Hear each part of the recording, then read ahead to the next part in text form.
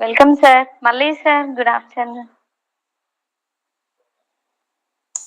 Afternoon, madam. Yes, sir. Afternoon. How are you? Yes, sir. Sir, sir, we'll start 10 minutes, sir. We'll start only 5 minutes. Okay. Yes.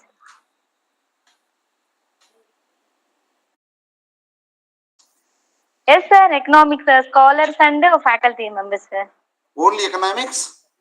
Yes, sir. Only economics. Okay.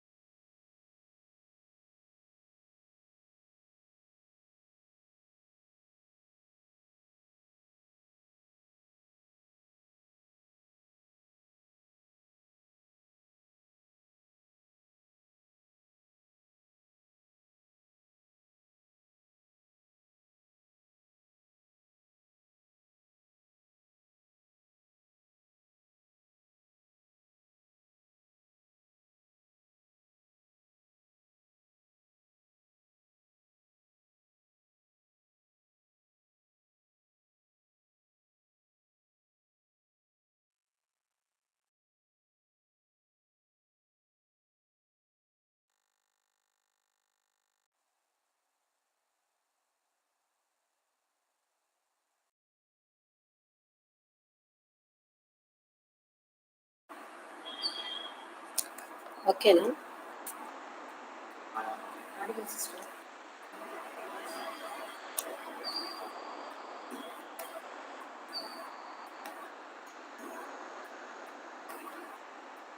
Is this?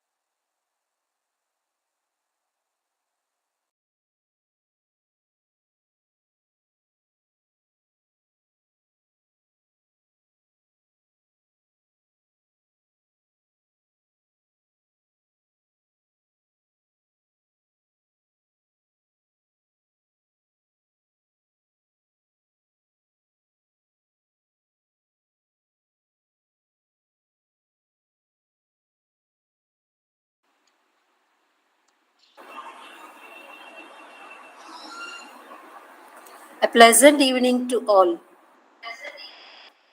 On behalf of the management of JMJ College for Women, I, Dr. Sister Amul Miri, the head of the Department of Computer Science, gladly welcome you all for this one-week national webinar cum FDP on economic development in India with special reference to Andhra Pradesh, organized by the Department of Economics.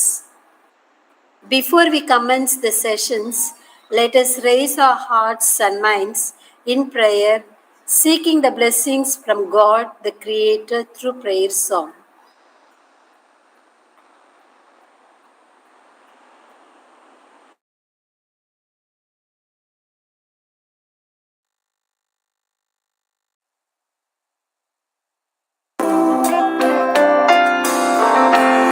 As we gather in this place today, Holy Spirit, come and have your way.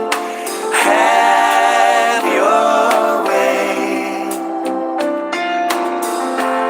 As we lay aside our own desires, sweep across our hearts with holy fire and have your way.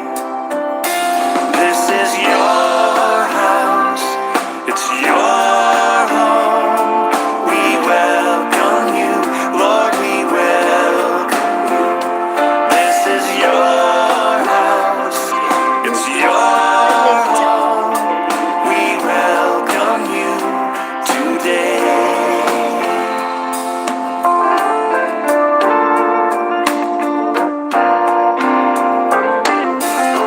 As we offer up our hearts and lives, let them be a living sacrifice. Have your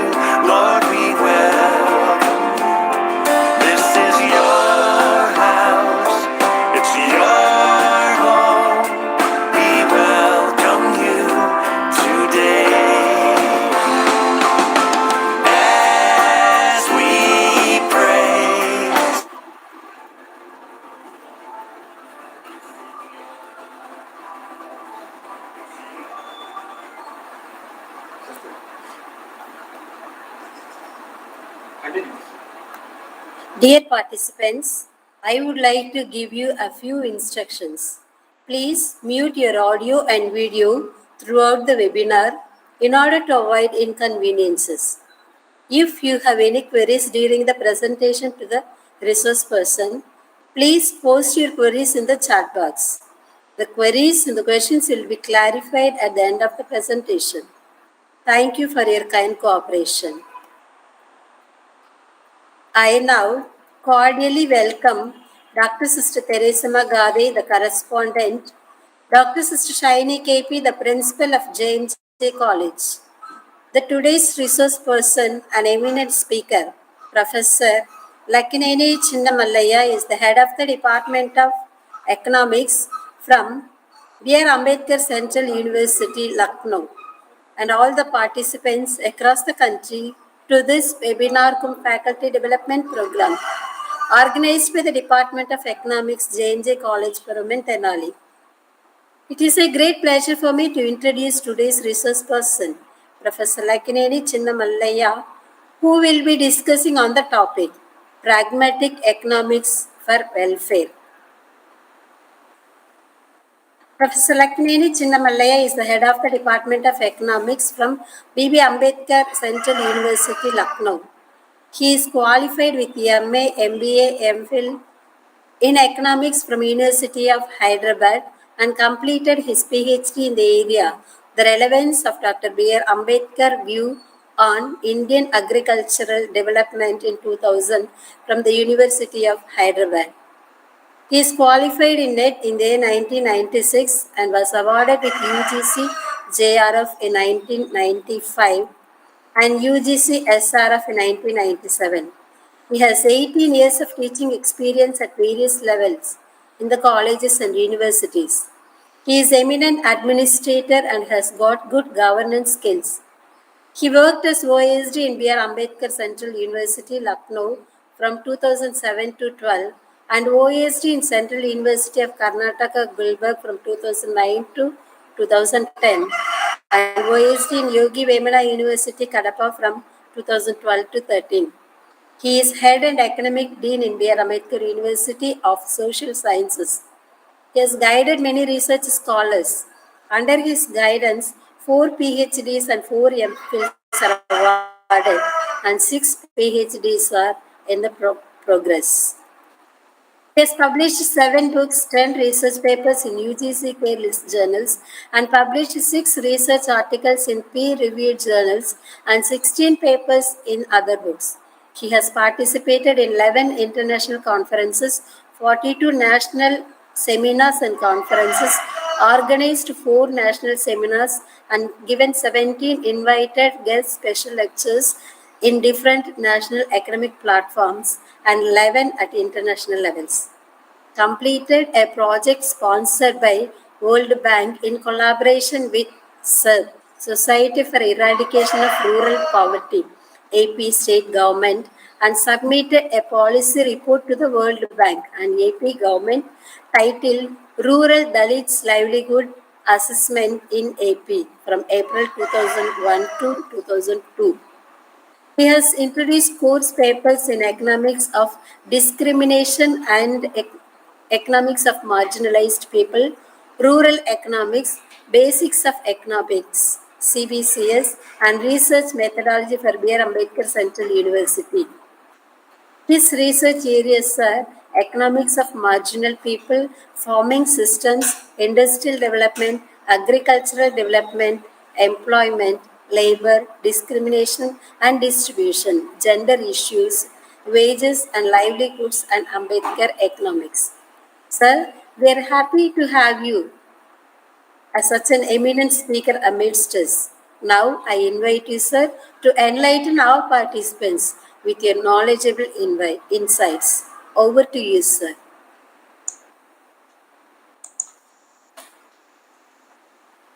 Thank you, madam. Thank you very much for comprehensive introduction and introducing me to the participants of this program.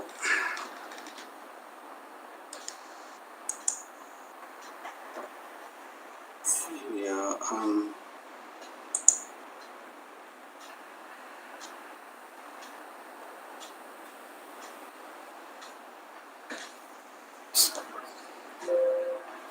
I'm trying to share my slides. Sir, can't hear you, sir.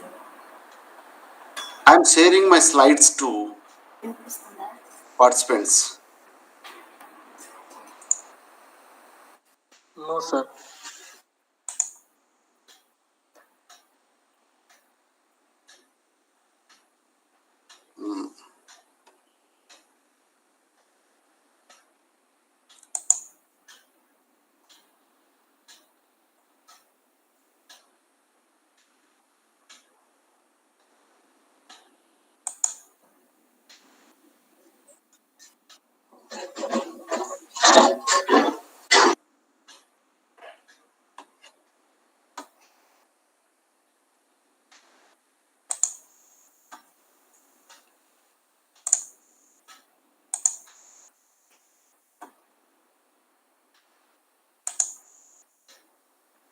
Oh,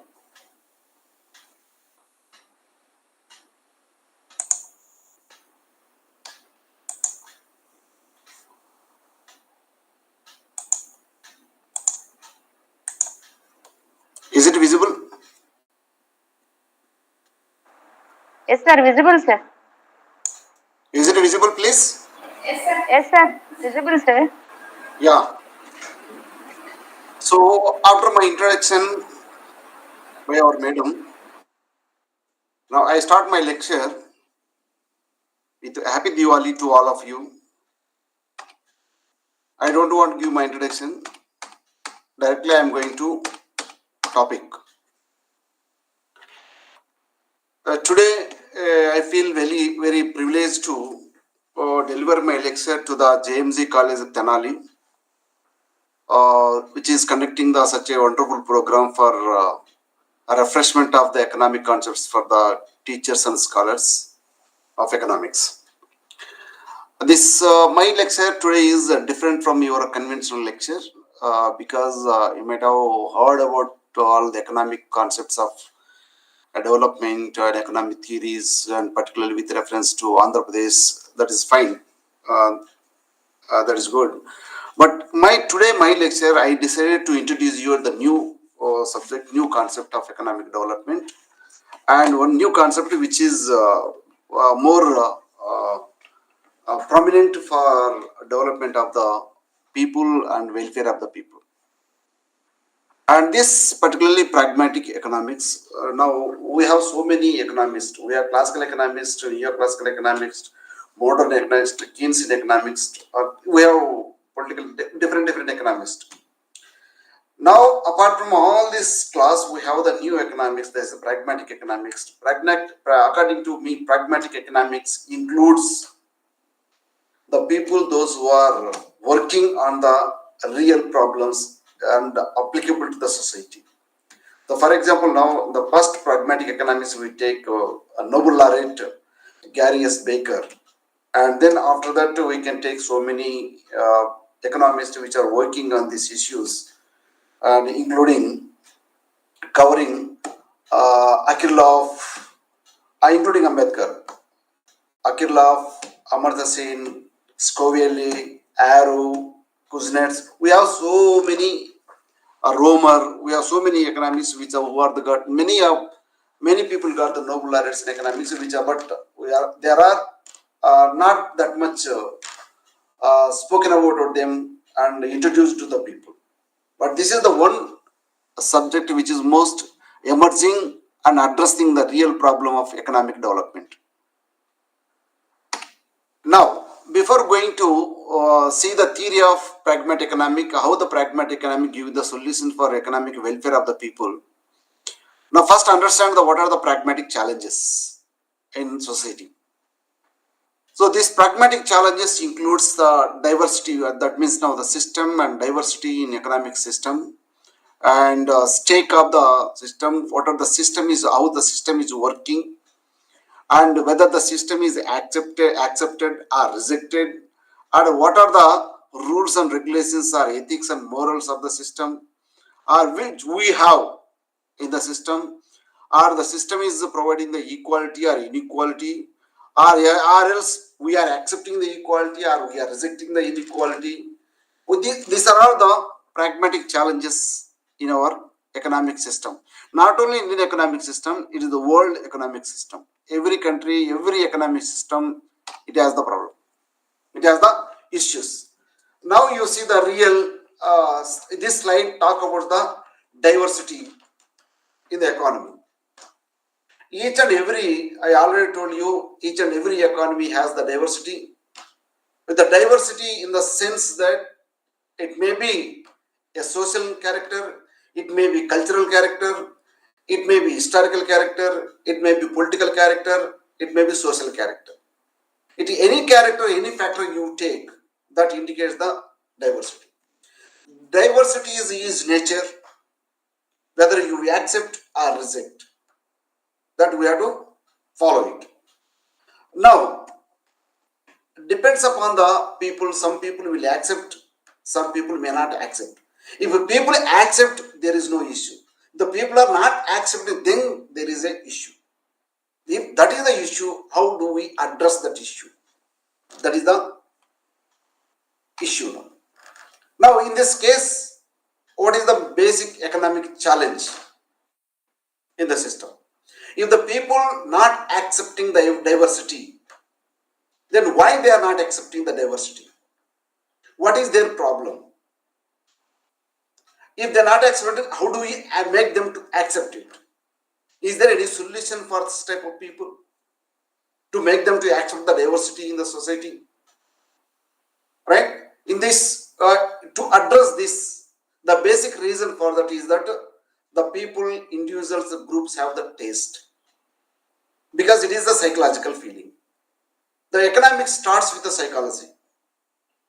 That is why we talk about the taste and preferences. The taste and preferences of the individuals, taste and preferences of the groups. Different people have the different taste. May match, may not be match. May be different. So that's why now we observe very systematic and persistent differences in the economic system. It may be in the sense of social groups, it may be in the sense of cultural groups, it may be in the sense of political groups, it may be in the sense of health groups, whatever may be this. Right? If you take each and every factor, we can see in the society there are differences in wages, employment, job. We have different differences in this concept, which can be measured in economic variables, which can be we can make it expressed into quantitative terms or economic variables in economics. Now, what happened recently, some pragmatic economists came forward to address these issues, and then they focused on these ideas of indifferences of the people, differences among the people, differences in the societies based on their taste, their preferences. How the taste influence the people, how the preferences of the individuals influence the people, how it affects their economic activities. Then I will explain next slide. Now, when the people focused on studying or analyzing the differences in terms of exclusion or in terms of discriminations, so they identified that there are two types of discriminations or differences. One is the positive and there is the negative. So these things are expressible in terms of, it may be in the case of age, children's, old people, women, ethnicity, handicap. We have the different factors. Based on the factors, we will differentiate the people that we follow, the positive or negative. Now, with this test, the people have developed or else are imbibed. They have the prejudice. What is the prejudice? Prejudice means the information with the preoccupations, without proper information. Without any proper information, people have the one opinion, that opinion is final. That is known as prejudice. This prejudice may be true, may not be true. May be true, may not be true. But the prejudice play the major role in economic activities. So how the prejudice will act? How it will affect the peoples? That once the people develop the prejudice, it is very difficult to change because it is very strong. It develops into stereotype. The people will go with that only. That's why we have that some colors identify for some people. That is the pink is for girls. Basketball means for tall people. Like we have different things.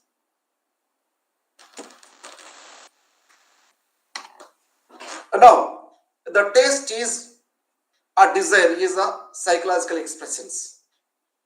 When you talk about the, of course, economic theory, particularly consumer behavior, talk about the behavior of the consumer with the taste, preferences, choice, and desires. So this is nothing but the psychological expression, psychological behavior. This psychological behavior develop the likes and dislike among the people and the persons. The likes and dislike is the base for economic activities. The like and dislike may be in terms of taste, or in terms of the desires, or in terms of expressions or behavior, put it as. So that is the base for economic activity.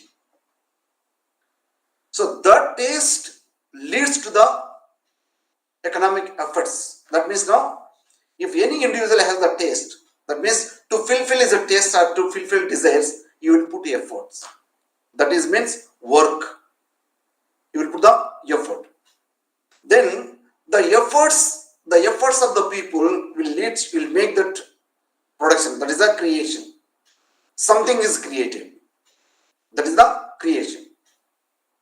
Now, of the creation, then it leads to the distribution. That means now production is produced. Then the production must be utilized or consumed. If it is consumable, people will consume. If it is non-consumable, people use it, utilize it. That means now creation leads to destruction. So destruction, that means now the consumption. The consumption leads to the satisfaction. Consumption leads to the satisfaction. Satisfaction finally leads to the welfare. Now this is the process of economic activity with the initial stage of taste. That is the desire of the people. Now we'll see the economic theory. So we have all economic people might have studied different theories. The main theories, all economic theories will make the way for the development of the welfare of the society. The welfare of the society or welfare of the individuals. All theories will focus on how to maximize the welfare of the people. But the maximization of the welfare, economic welfare of the people, subject to the ceteris paribus. Subject to the ceteris paribus. It means now, it is in economic theory, we have the very great assumption, that assumption is ceteris paribus. That means now, no theory is formulated, established without any assumption. Every theory is limited with assumption. It may be theory related to study of the consumer at its demand side. That is the demand economics. Or theory explained the producer. It is the economics of supply. And both will try for maximization. Consumer will try to maximization of the satisfaction and with the minimum price. Producer will try to maximization of the profit with the minimization of the cost, optimum utilization. And these theories are well known. But these theories are restricted or subject to the ceteris paribus. That means within the assumptions. Now, who will address these assumptions? Whether these assumptions are realistic or pragmatic, are non-pragmatic and who are going to address these issues. That's why we have the pragmatic economics to address these issues. Now, that is the theory of economics. Now you see the theory of pragmatic economics. The pragmatic economics will address the price discriminations, wage discrimination differentials, employer theory of employee theory, customer theory, economic exclusion, why some people are not having the access to the resources, when some people have the more access to the resources. That means the rich people we have the poor people, we have the middle, we have different, why the income is unequally distributed. These are the issues being addressed by the pragmatic economics. And another is the market structures. Market is very asymmetric informations. Some people have the more information, some people have the less information. The people who have the more information, they will get the more benefits, more advantages. The people who does not have the proper information, they are the losers. Why these things are happening in the economic system? If these things are happening in the economic system, who are going to address this issue? Who are the people who studied, analyzed and gave the solution for these issues? That's why we have to understand the concept of the pragmatic economics. And another is that one of the major theory of the pragmatic economics is economic discrimination. This is the one theory. This economic discrimination, the models developed by several pragmatic economists. They have created this divided into two models, two theories. One is the competitive model, and there is the collective models. Competitive models study about the individual maximizing behavior that may include the discrimination, and in collective models attempt the groups act collectively against each other, that is the institutionals. And competitive models can further be divided into taste-based and statistical models of discrimination. These are the theories. Because of shortage of time, I am unable to explain to you each and every theory because of this shortage of time. And for example, now this, you see the theories, the classes, the one is the taste-based theory of discrimination as a part of the pragmatic economics was developed by the Gary S. Baker in 1957. And he has written the book, The Economics of Discrimination. It got the Nobel Prize in 1972. And then another economist called as Phillips and Arrow and Ehringer, these are all pragmatic economists. And they have developed one theory of discrimination based on the information, that is the statistics. That's why it is called statistical model of discrimination. Basically, these theories are applied earlier days for only race and gender. Racial means based on the color, the people are divided, the black and whites, and male and female. But later on, it applied to the all, including social group, particularly in India. Now we'll see some cases of India's. Now, what is how a discrimination means? How can you define the discrimination? Right here, the simple definition of the discrimination, of economic discrimination: majority people treat the minority people differently in all socio-economic and political cultural activities of human beings. That is the simple to make you understand. Simply I made it very clear. In this case, taste play major role in economic theory. Some people like some people dislike some people without any reason. Why you dislike, we don't know. They can't answer. Why they like, they don't have answers. But the taste factor play the major role in the economic theory. In the theory of Arrow, that is the statistical base. Sir, excuse me, sir. Please. Sir, slides are not moving. It's only in the first slide. Oh, why it is so? I am Click on the next. Next slides.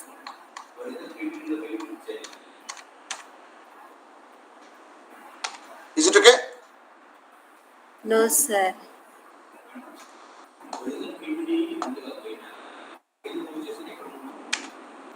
Now, Sir, close the PPT, share it again and continue, sir. Now changing, sir. Sir, changing now. Yeah, it's visible. Now changing. is it clear now? Yeah, yes, sir. Yes, sir. Oh, then why you could have stopped me in the beginning. I have completed already 10-15 slides.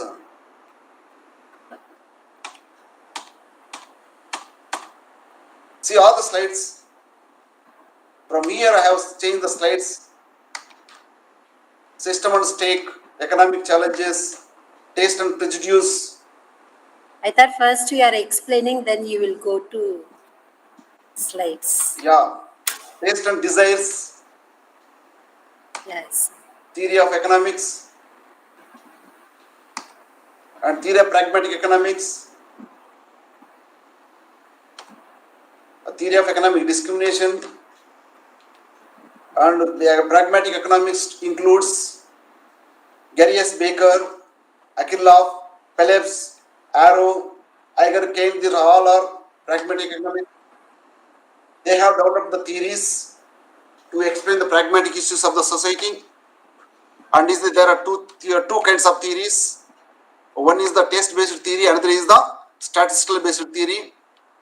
Taste-based theory developed with the Gary S. Baker, statistical-based theory developed with the Arrow. And these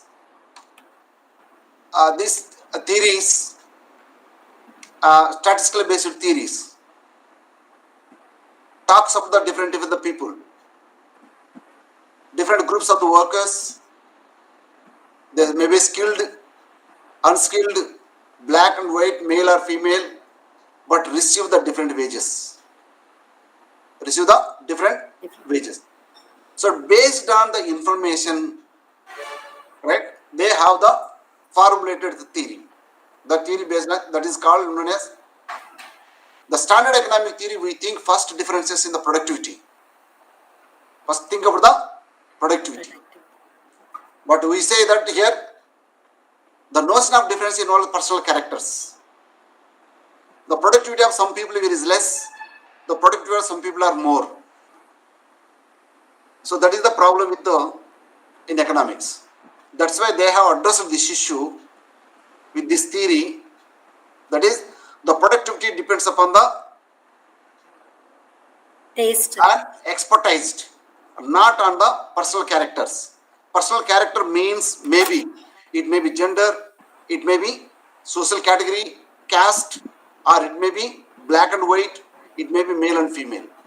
That is not matter. That is not matter for deciding the productivity of the individuals. Productivity will be decided based on the expertised skills and merit. That's why this theory formulated. Now, theory of economic equality expressed in terms of inequality, in terms of opportunities for the people, resources, accessibility resources to the people, income of the people, and wealth of the people. And opportunities, even today still many of the people are not having the opportunities, equal opportunities. That's why still we are fighting for the opportunities. And because of resources also, the people are not having the equal resources. That's why we are in the new education policy also, people are saying the equal opportunities, accessibilities, opportunities and accessibilities. And distribution, equal distribution of the income. And then to address this issue, we have the one economic theory, that is the theory of the market. In the theory of the market, it is based on one car markets. That is this market based on the information. For example, seller will have the more information about the one car, and seller will have the more information about the bad car. That means car are divided into good car and bad cars. The seller will always try to sell the bad cars first, and the buyers will always try to purchase the good cars. Now that is the paradox. Now bad cars tend to drive out from the market the good cars, therefore the reducing the overall average quality. So this is the market. In the same way, with example, minority groups are low hired for certain jobs, even though they have the merit, but there is the reason. The reason is unreliable educational establishment in the disadvantaged groups. And another is theory of Lemon's market. Lemon's market. It depends upon the cost of dishonesty. Depends upon the dishonesty. Demand and supply. This honesty will play the major role in the economy or market. So, if, for example, honest person, dishonest person, who will stay in the market? We will throw be out of the market. The loss faced by the purchaser due to the lack of information. The loss faced by the purchaser due to lack of information. That is the loss. I already told you. The information plays the major role in the market. Buyers become defensive. Buyers become the defensive. Loss faced by the good seller being forced out of the market. That means the honest persons. The sellers become the predatory institutions arise to the balance, effect of the quality, uncertainty. Distinguish between the good from the quality, bad quality. Market is one of the most important aspects of the uncertainties. That's why we are the lemons of the market. Another theory in the pragmatic economy is theory of the marriage. Is it visible? Slide is visible? Slide is visible, please. Yes, sir. Yes, sir. Yeah. The theory of the marriage. The theory of the marriage is one concept developed with the, and again Gary S. Baker, but further developed with the Akhilov. That is the marriage means what they defined. The marriage is defined as a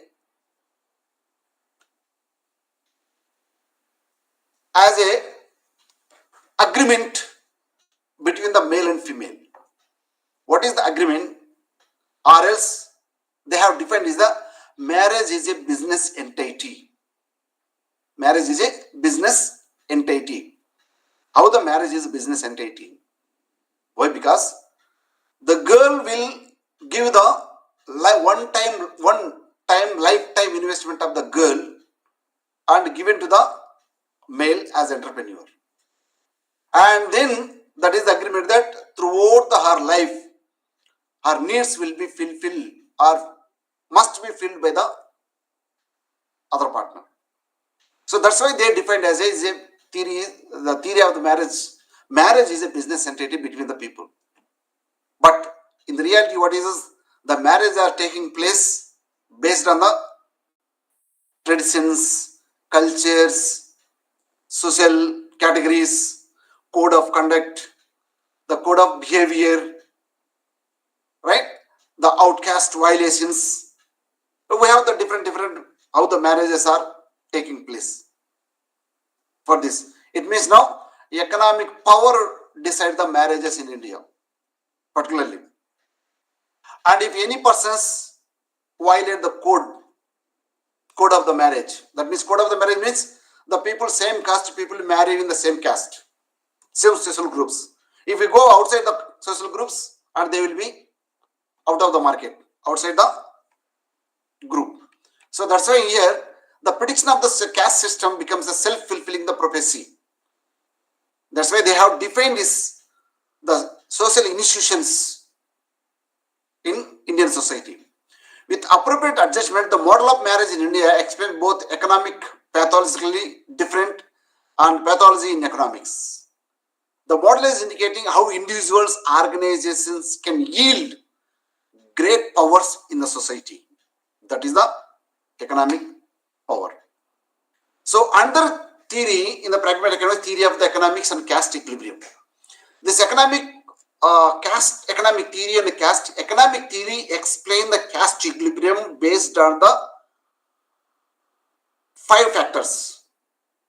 That is the technology, market structures, taste of the individuals or groups, and social system. The technology plays the major role in the production activities, productivity activities, and the market structures, sellers and buyers, and the taste, people will have the different taste, and social system. These 4-5 factors decide the economic equilibrium or caste equilibrium in the economic system. Now, what is the rationality for this economic inequalities in the societies? What is the reason? Whether these are the economically acceptable, logically acceptable, is there any rationality for this? If think about these questions, now we have the answers for this. Yes, we have the Hindu social system, that is very old system we are following, and at the same time this social system had developed and encouraged the caste system. Even today also we are following. Of course, again one more system, slavery system, maybe, but still in some areas it is prevailing. Why? Because the agriculture is the main livelihood, main profession, work of the people in India, and in the agriculture, shortage of the labor. That's why we have gone for the classification of the caste system, encourage the classification of the occupations. Based on the occupations, right? People are working in the society and contributing for the development. And then endogamous specializations, caste-wise distribution of the occupations. These are the major things. There is a reason, economic reason for these things. But whether these things are working in the economic system or non-working, or still these factors are influencing the economic decision making, to some extent we have to accept that these things are working, are reactive in economic decision making in India at certain extent. And these things are visible in terms of land distribution, in terms of classification of the labor and occupational distributions, and in case of the educational distributions. The pragmatically, if you see all these things, you can visible with these factors: land distribution, labor, facilities, labor welfare, educational facilities, educational institutions, access to the education, opportunities for the education, social sector services, and particularly this deprived sections of the people. What is their economic development, and gender and male and female inequalities, and another is religion based economic activities. These things reflect this what we discussed earlier, economic inequalities. Now, what are the strategies for this? We have the problems, at the same time we have the solutions. We have to find the solutions. The solutions are in terms of, for this all pragmatic economic issues, the problems, economic empowerment is the only solution. The economic empowerment is the solution. What is the economic empowerment? The economic empowerment will be achieved or attained by different actions, the different policies, different programs. It may be redistribution policy, welfare distribution, corporate social responsibilities, and good governance, and participation of the people in the decision making at different level. These things will give the economic empowerment of the individuals.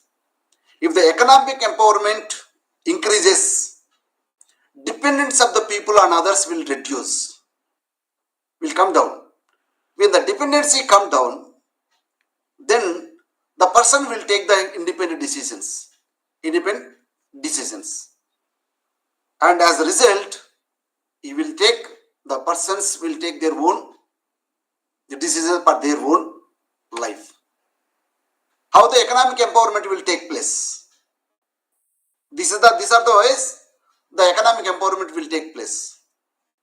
What are the political participation, the creation of the asset for the people, asset base for the families, and then marketing facilities for the people, those who are entrepreneurs, and accessibility to the credit creation, and more technological diffusion or infusion. The people should have the access to the skills and education and health and water and sanitation facilities for the people. All these factors will help to achieve the economic empowerment of the individuals. These things being provided by the different states and center through different programs and policies that we are experiencing now. The schemes, these are the schemes, some of the major schemes I have mentioned here for your understanding. And then provisions, these schemes are created based on the provision created in the constitutions. All these things are created in the constitution. That's why constitution is the major provision for the development of the economic development as well as welfare facilities. And this is the constitutional or legislative measures taken by the different government, different periods. And overall this, after this, good governance is the only solution for this. What do you mean by good governance? That good governance must be a transparent, very responsive, equitable and inclusive.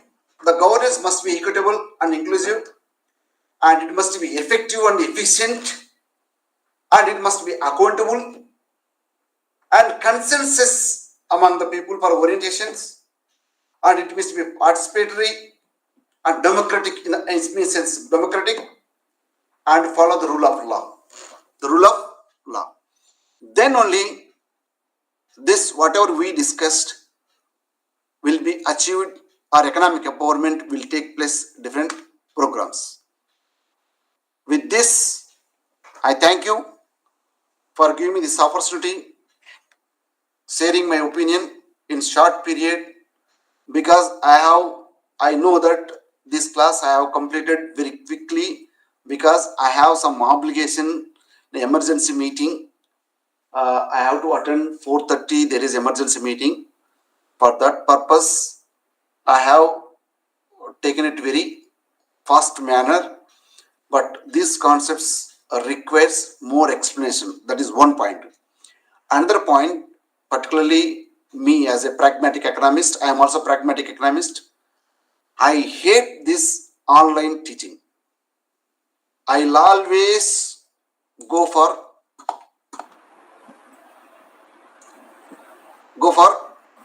offline meeting only. But because of this culture or opportunity given by the COVID, people have developed this as taken as a opportunity and conducting these classes through online. However, I like to teach or deliver the lectures preferably offline. Then only I could give you more examples, more clarifications on this concept.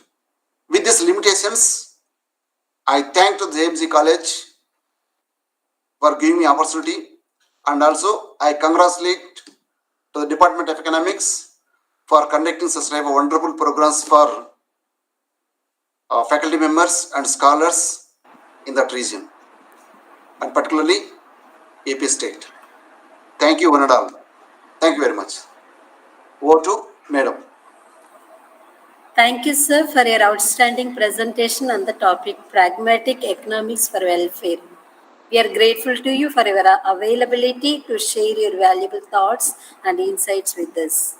As you have shared with us the taste-based theory and statistical-based theory, there are differences in all things. So, thank you once again, sir. Dear participants, we have come to the end of the 6th day webinar. I would request the participants to clarify your doubts and queries on the topic Pragmatic Economics for Welfare. Sir, few minutes spare for the discussions. Yeah, I can give 2 minutes, please. Dear participants, if you have any queries, you are requested to post or on the video and you can ask your queries.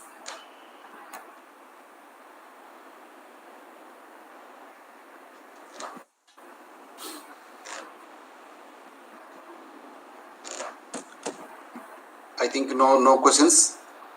They may ask me through mail also. I can respond to them. Yes, sir. Yeah. According to the speaker suggestions, we hope that you will clarify your doubts through mail. Yeah. Hope there are no further questions. Then we shall proceed to the last session. My heartfelt thanks to the correspondent, Dr. Sister Teresa Magade, the principal, Dr. Sister Shaini, the speaker of the day, Professor Lakneni Chinnamallaya sir, and all the participants. Thank you for your valuable participation in the 6th day of the webinar, cum Faculty Development Program. I would like to wind up this day with few announcements to the participants. Feedback form is sent to your WhatsApp group or to the mail ID and the chat box. All those who are attending the webinar and filling up the feedback form every day will be receiving the e-certificate and at the end of the webinar cum FDP. Once again, I thank you all for making this day webinar very effective and successful. Hope to meet you all for the 7th day, the last day of the webinar tomorrow. Thank you.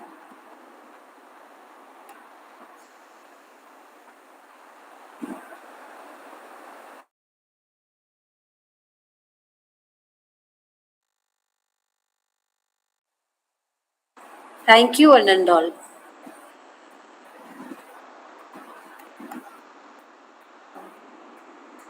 Feedback form is posted in the chat box. Dear participants, feedback form is posted in the chat box.